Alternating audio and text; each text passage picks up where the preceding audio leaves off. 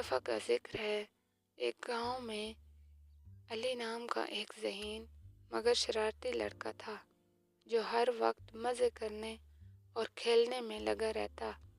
وہ پڑھائی میں زیادہ دلچسپی نہیں لیتا تھا، جس کی وجہ سے اس کے نمبر ہمیشہ کم آتے۔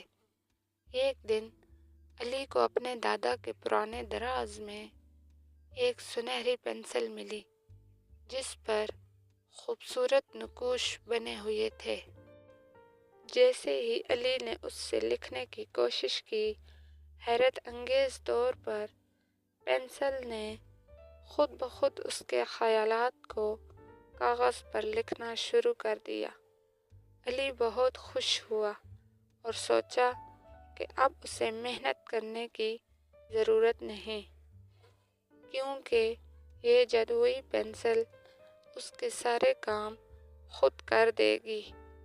اس نے امتحان میں بھی اس پنسل کا استعمال کیا اور سب سے زیادہ نمبر لے آیا، مگر آہستہ آہستہ علی کی سستی بڑھتی گئی اور وہ خود کچھ بھی سیکھنے سے رہ گیا۔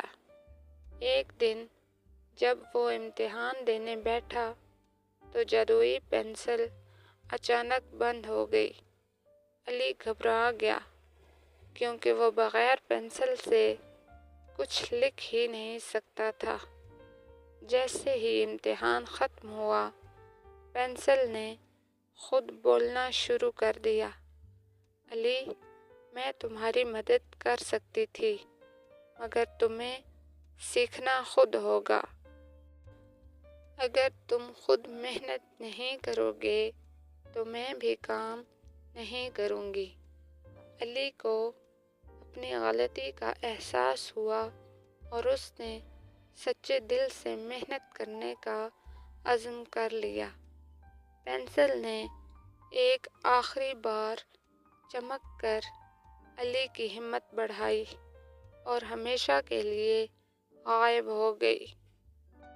اس کہانی سے ہمیں سبق ملتا ہے کہ محنت کے بغیر کوئی کامیابی نہیں، اور جادو بھی صرف ان لوگوں کا ساتھ دیتا ہے جو خود کچھ کرنے کا جذبہ رکھتے ہیں۔ اگر کہانی پسند آئی ہو تو ہمارے چینل کو سبسکرائب کریں اور اسی طرح کی مزید اخلاقی، جادوئی اور لوک کہانیاں دیکھنے اور سننے کے لیے بیل آئیکن دبائیں۔